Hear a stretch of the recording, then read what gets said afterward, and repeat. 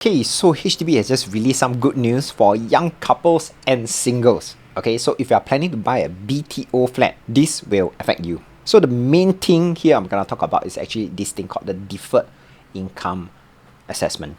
Okay, so if you are a student or in NS, National Service, or just started working, HDB now allows you to delay your income check until key collection.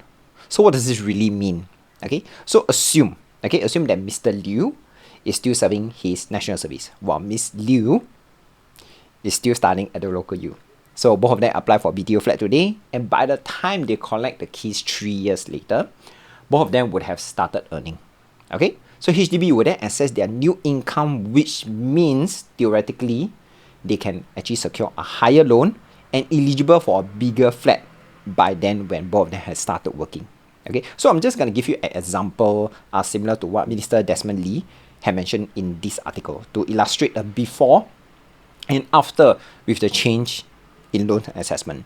Okay, so on the left, we will have Miss Liu already started working with a salary of 3,500 per month, while Mr. Liu still has 2 more years to finishing his studies.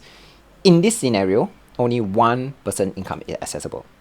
On the right, we have both of them earning 3.5k per month with a combined income of 7k per month.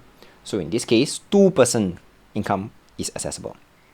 So on the left, right, most likely they can only afford a 3-room BTO flat in Yishun.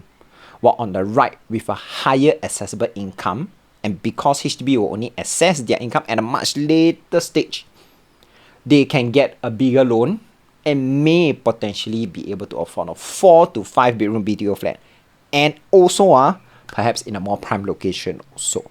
So you can tell the difference is actually quite huge. From a 3-room BTO away from central area, now they can potentially afford a bigger flat nearer to the central area. So what I think government is trying to do here is to allow more BTO flat buyers to purchase bigger flats so that they can plan for kids, because 3-room may be too small for them.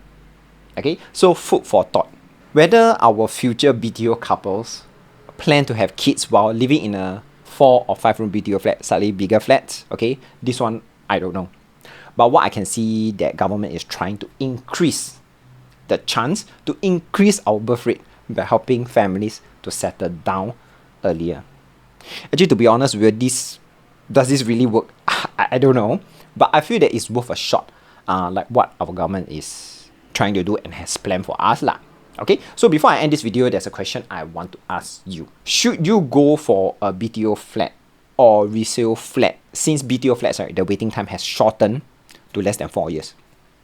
And as a current resale flat owner, how would this impact you when the BTO flats can be built faster, cheaper, and at a better location? Alright, so if you're unsure of your options today, let's discuss in person. No obligation at all. If not, I will see you in the next video.